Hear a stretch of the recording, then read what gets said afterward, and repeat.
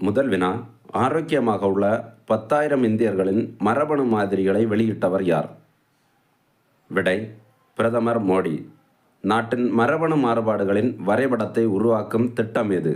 Genome திட்டம். புதிய நோய்களை கண்டறியவும் ஏற்கனவே உள்ள நோய்களை குணப்படுத்தவும் இந்த தரவுகள் பயன்படுகிறது.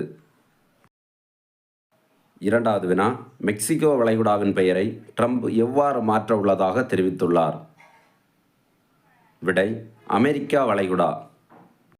மூன்றாவது வினா, கீழ்கண்டவற்றுள் எந்த நாட்டின் அதிபராக ஜோசப் ஆவுன் தேர்ந்தெடுக்கப்பட்டுள்ளார்?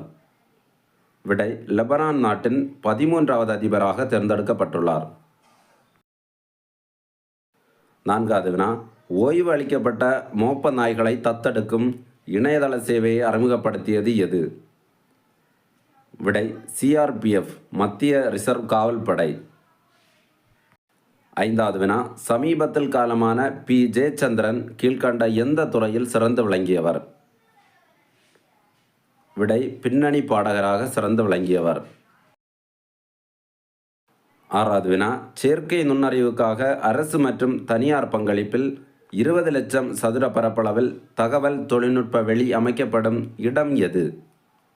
விடை, கோவை.